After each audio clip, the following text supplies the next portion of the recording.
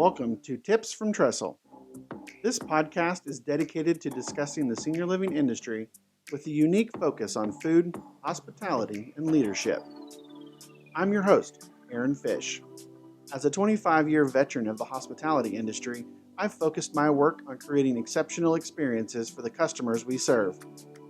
My goal for this podcast? Educate, inform, and inspire leaders in senior living to bring food and hospitality to the front of mind in our industry.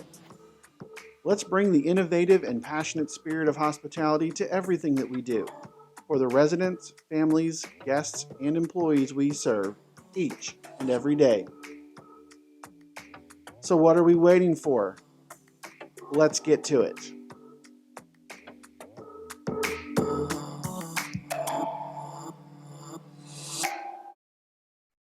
Prior to becoming full-time CEO at Zurena LLC in late 2020, Nigel Smith spent over 20 years in strategy and innovation roles at some of the most admired brands in the world, including AARP Innovation Labs, Visa USA, and McKinsey & Company. Nigel holds an MBA from Stanford University and a BBA from Howard University. He volunteers with numerous initiatives aligned with his life purpose to uplift communities and to empower Davids in the land of Goliaths. Nigel also serves as a board member of 2 international insurance companies where he gets to apply strategic and innovation direction at the highest governance levels. Nigel, thanks for joining me here on Tips from Trestle. Aaron, thanks so much for having me. I'm honored and privileged to be here. Yes, I'm so excited to talk to you. So I wanted to start by you telling us a little bit about the why behind creating Zurena. I'm fascinated with the story that you have with it. So if you could take a few moments and tell us a little bit about that. Yeah, and I think everyone's story is unique. So mine, I'm from Trinidad and Tobago, very, very humble part of Trinidad and Tobago. And my grandpa was a great mixologist, and he taught his children and through his children, his grandchildren, the tools of the trade. So there was this one particular recipe that I learned from my uncle David.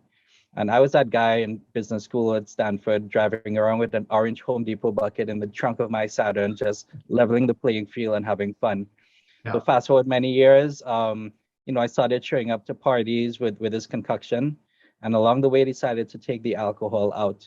And what was left with this amazing elixir that you added to anything, any white, dark spirit, wine, beer, bubbly, and suddenly was creating amazing tropical cocktails. And for those who couldn't drink alcohol, you could add it to club soda, juices, teas. And so I realized that was something that was really fascinating. So it started off for me as a passion project. When I found a co-packer, it was a way of honoring my grandpa, honoring my family.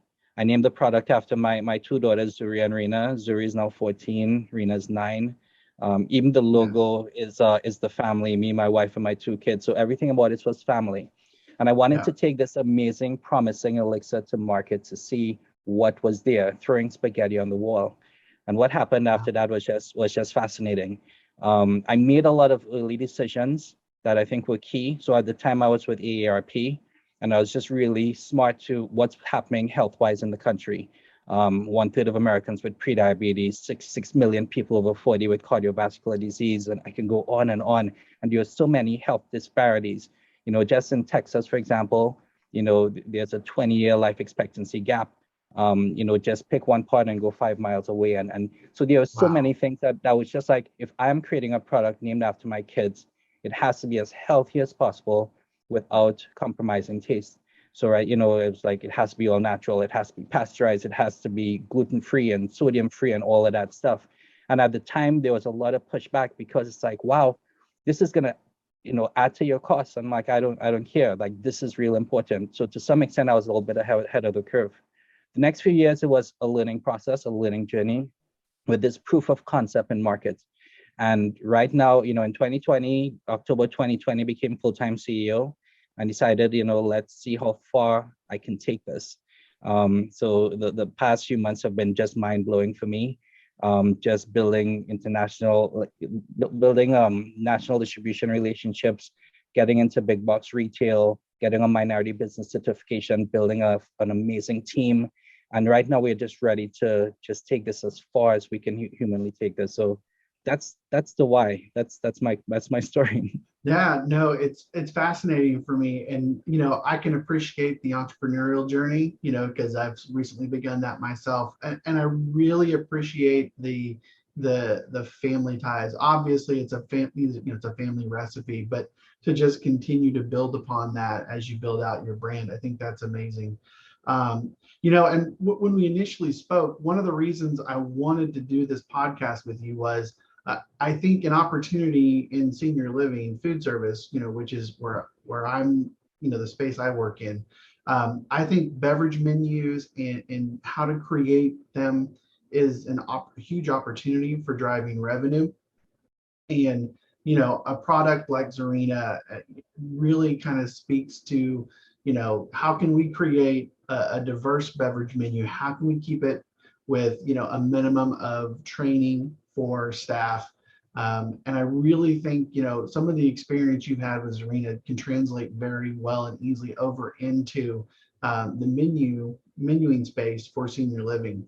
And I love the fact that your product specifically, it's all natural. It's cane sugar and not artificial sweeteners and things of that nature. So I think that also really speaks to the mindset of the next generation of seniors coming in, that hey, we can get great cocktails or mocktails, and it doesn't have to be loaded with sugar and all this other stuff. So one of the things I did want to have you tell us a little bit about is your 7 value propositions, because I feel that these are, not only are they great for the commercial side of business when you look at like restaurants and things, but this makes a lot of sense for senior living operators as well. So if you don't mind, kind of walk us through a little bit about Zurena's 7 value propositions, and we can kind of talk a little bit more about those.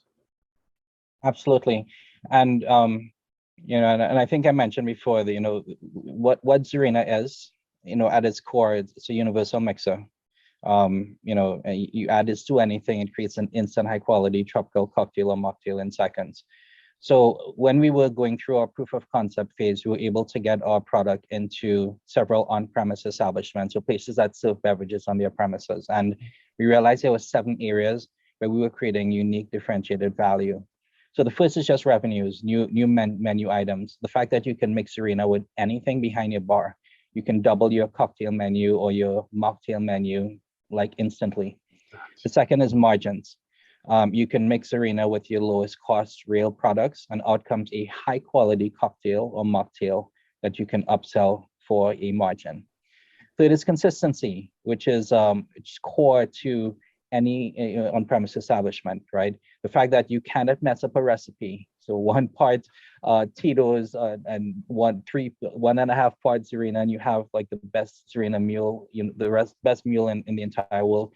You can just do this over and over and over again. So it's very simple to mix. Yeah, and that one really like spoke to me, because I think about right now everybody's dealing with staffing issues, and we're struggling. Training is a huge component, and being able to simply say put this much in of this much, and this much Zurena and this much alcohol, or this much Zurena and this much club soda, and then it becomes like you said a high quality drink.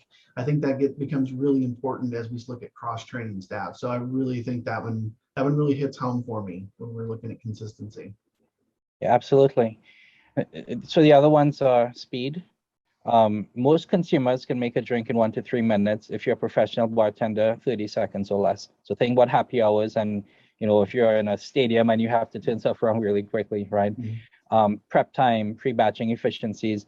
So Sunday morning brunch, if you're serving for a lot of people at the same time, you can put everything in a big dispenser and just mix and serve, right? Depleting slow moving inventory. So it's especially the case of bars we've come into, that when they have to purchase, to get case deals with distributors, they sometimes have to buy stuff that they don't need, and it's on their shelves for years. But guess what? You can now mix that with Zurena, and you can create a happy hour drink that you can then serve. And then of course, a premium option. So if someone goes into a nightclub or lounge and they're ordering $500 bottles of vodka, instead of juice or sodas, they can have a healthier and a classier beverage that can go along with it. So these are the things that we noticed over the years that was really differentiating us in on-premise establishments. Yeah, if we could, I'd like to talk a little bit more about, the margins and the markup and like that premium value, because I think that maybe gets missed a lot of times in senior living. We feel that there's not an opportunity, or that it's, nickel and diming the customers for something. They already pay a hefty rental fee every month to live in their apartments. And so, you know, a lot of times people in our industry feel like, well, we've got to include everything in that rent because that's where the value comes from. And I Mhm. really think our consumers and our customers now are more open to, if I can get a premium product, maybe not at the same price out on the street, but if I can get a premium product, I'm willing to pay for it. And I think, what you're talking about with Zurena and what it can do for that really speaks to the ability to do that. Um, you know, I know that we're going to talk a little bit about some case studies, but I wanted you to kind of Mhm. talk a little bit about, how much success you've been able to have when it comes to those margins and that premium offering, and where most of the customers you have right now. Is that where they're finding success? That's where there's the greatest value. If I had to say, someone is looking at what is the most value in on-premise establishment, it is that margin piece, right? So, and this is happening from a range of on-premise establishments. So take the W Hotel, iconic hotel downtown DC. They were actually looking for a healthy option for their brunch menu, their champagne brunch menu, as well as to serve in their lobbies, right? Given their clientele. Mhm. So we worked with them, and they created two drinks, right? One was what we call the club soda dance. It was just club soda and Zurina. That's it, 60 calories. Um, and first of all, it took them less than 30 seconds to make, so it was very, very quick. Club soda burst, put a squeeze of lime in it. They were charging $6.05 for that. And the cost to actually produce it was well under $1. So Wow. the idea that they can actually create something that was perceived to be amazingly high quality, still a high price. And then of course they were also doing these mimosas in carafes, Mhm. to serve four people. And that was being sold north of $30. And it was just literally Zurina plus Prosecco. So again, the ability to take something and create something that could be perceived as and taste of amazingly high quality, charge a really high price, but the cost structure is a little bit different. That was like a big aha for me. Um, I'll give you another example. This is much more pandemic related. Is a iconic restaurant in DC, Cafe St. X. So they were hit hard by the pandemic. They had to reduce their bartending staff, and suddenly the rules changed. They had the ability to sell, and deliver cocktails to folks in their homes. Well, guess what? No one on staff was a mixologist, and no one knew how to make drinks. So we worked with their owner to create a handful of beverage options, including a pillar sidecar, so it's just whiskey and Zurina, which they were able to pre-batch, pour into these little containers, sell at $12 a pop, and make some healthy margins and revenues during an amazingly tough economic cycle. So again, those are two different examples, but they kind of show how revenues and margins really come in a very powerful way. Yeah, I think the opportunity is right for something like that. And I really love the example that you just gave of the restaurant, looking for, there's a skill set deficit. We don't have our mixologists, we don't have our bartenders, we don't have that highly skilled position. How do we offer something? And being able to have the ability to create a two-component recipe, three-component recipe that is, like you said, 30, 45 seconds to make and then out the door, and it's high quality, makes a Mhm. lot of sense. So Nigel, we talked a little bit about some case studies that you've put together, and I'd love for you to kind of go through a couple of them with us, so we can kind of see these 7 value propositions in action. So uh, just Absolutely. Yeah. So let me give a couple, and this one is just near and dear to my heart. So American Sun. So they're the flagship restaurant at the Eaton Hotel in DC. And they were basically charged with coming up with a whole bunch of private events and creating signature cocktails and mocktails. And it was sometimes impractical, very costly. Mhm. And So we worked with them to, integrate Zurena for creating, cocktails, mocktails that could be pre-batched, and served to folks in mass. So why I said it's near and dear to me is that my mom, before the pandemic, was able to celebrate her 70th birthday at the American Sun, hotel at Eaton Hotel, and my mom's middle name is Lucy, and she created a cocktail named after herself. So she actually invented this cocktail on her own. I was like honey Nice. jack plus Serena tropical, and everyone when they came, they had this Lucy, and it was so special because it was almost like that legacy piece with my Mhm. mom, and and she was able to kind of express herself through that drink. So that to me was really exciting. Yeah, I Um, love that because, that really, I mean, that's almost verbatim some of the programs I've seen in senior living operators these days where, residents bring recipes or create things, and that's a perfect opportunity and a perfect kind of little segue into how do I use this in senior living? Well, here you go. This is it. Create mhm, your own Lucy. absolutely.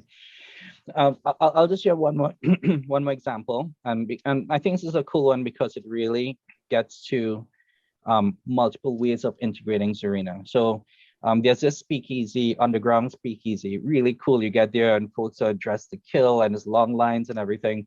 Called Nice. Bite Yeah. Club in DC, right? Uh-huh. And they do two different types of activations. So one is just like you go in and it's amazing small plates you can purchase. You go in line, you purchase beverages. So Mhm. Zurina is fully integrated there. So there's always a signature punch, which is pre-batched. And then, folks can just order different, curated, handcrafted, curated cocktails, including Zurina. So it's always really exciting because they're generating revenues, they're generating margins. It's the pre-batching efficiencies. So and consistency as well, because every single time there's different cocktails, mocktails being served. The second way they use this is it's actually really cool. They do these 5-course meals. So if you think about one as a revenue center, the second is a bit of a cost center because folks kind of prepay for these meals and included in the meals or drinks. So Right. they actually pre-batch Serena and they pair each meal with Serena. And folks can then go to the bar, and so Serena now provides an opportunity for creating high quality cocktails but really minimizing costs as well. So that's another great example. And again, it's for me, I never get lost on like going to these cool places and seeing my Yeah. bottle on the shelf being integrated. It's pretty amazing. No, I love those, and all of these things, they lend themselves so much to revenue generation. And I love the idea of, the efficiency and consistency. I mean, just going back and looking at those 7 value propositions, I mean, they all just fit so well with the kinds of things that senior living and food service operators we need to do, and I think it takes some thinking outside the box. I don't think people would initially go, well, maybe we should find a product like Zurina and create menus around it. But it makes so much sense, especially with labor and costs going up. This is a great way to kind of counteract some of that. So before we wrap up, I wanted to talk to you a little bit about this concept that we discussed initially of crowdsourcing drink recipes. I was intrigued by it because it sounded very much like something we would do in senior living. So why don't you tell our listeners a little bit about the crowdsourcing that you do? Um, I'm intrigued to learn more about that. Yeah. So one of the beauties of being an entrepreneur is I get to um, set the tone direction of my business. And you mentioned before David in the land of Goliaths, and just Right. how do we I look at my product as not just a product, but something that leads to something greater, right? Something experiential, right? Um, and one of the really fun things is, how can we leverage Serena as a way of driving greater self-celebration, as Mhm. well as, driving greater connection to others. So when I grew up, like I think about all the ways we've used Serena, like the bucket and Serena in the bucket, and in my days at Stanford, it was just like it was always like in a fun collaborative community, like, where folks are drinking and enjoying themselves and having a really good time. Yeah. So the idea behind crowdsourcing it is simply this. If you're thinking about an artist, Michelangelo, whatever, you have your paint and you have your canvas, right? So we provide bottles of Zurena. We encourage people to get things, like fruit and peppers and whatever else it may be to create a cocktail, right? Or mocktail. Right. And then we get together and we provide all prompts, tell us, what does your name mean? What's your favorite nickname growing up? What's your guilty pleasure? Stuff like that, to really begin the thought-provoking process. And then we encourage people to then share that with the crowd and say, crowd, help me create a drink named after me. And the crowd will then provide input and say, well, you should probably look at X, Y, or Z, right? And then there's a hunt. So where it's like, okay, you now have all the fruits and you have your bottles of Zurena and you have seltzer, whatever it may be. Now you pull together what you need to create something that's unique for you. You make it, you give it a name, and you present it back to the crowd. And this is so cool because it's a way of, again, celebrating self, connecting yourself with others, legacy, all these things coming together. So the first time I did it, I actually tested it out on myself. My nickname when I was in school was Trinidaddy. Go figure. I grew up in Trinidad, where we have Carnival, which is a celebration of everyone from every part of the world coming together to self-express and everything. So I created the Trinidaddy O, aka Carnival in a Glass, where it's lemonade, it's coconut water, which is my go-to. Ginger and tropical, mixes, blueberries, blackberries, because Nigel means black in Latin. Scotch bonnet pepper to define the spiciness in myself, orange and mangoes and pineapples, everything coming together. It's a mocktail, so it has no alcohol in it, and it is absolutely delicious. So the thing is, we are testing this out, to to create fun experiences and so forth. But I'm actually also looking at, how do we measure the impact? How do we measure the impact in the short term and in the long term? It's just something that can really lead to, that prolonged self-celebration, prolonged connections, because ultimately that's the real important thing. We're looking at Zurena as a mean to an end. No, I so love that. The connection to people's past and their stories, where so much of that is going on with senior living. We're people are in kind of that twilight of their life, and how do we celebrate them, their experiences, and this concept of crowdsourcing, like in my mind, I see that translated over to senior living almost verbatim, how you described it, of being able to say, tell me your story. What are your ingredients? And, maybe you get the Trinidadian, right? Like that's so cool that you do that. And I think it's such a great thing for your brand, because that's something I'm sure other people are doing, something kind of sort of like that, but I love the way you put it together.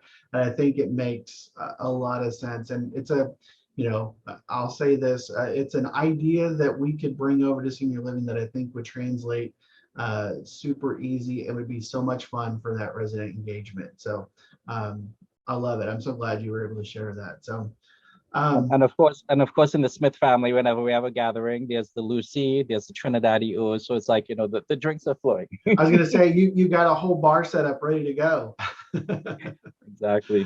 So, well, Nigel, this has been so much fun. I appreciate you sharing, learning about Zurena and what goes on behind it. I feel like, it's more than just a beverage. The brand and the experience you're creating is amazing. So, why don't you tell all the listeners how they can get information on Zurena, how to contact you, where it's available, all that great information. Awesome. So there are three things. One, if you need to contact me, info@myzurena.com. So if you want to look at integrating Zurena in your facility, and I can make the connection with distribution and all of that stuff. We're also doing our first raise right now, so if there are any investors in the house, please reach out as well. Secondly, you can, in myzurena.com, you can go and see a bunch of recipe options. You can, get added to our newsletter. You can follow us on IG @myzurena.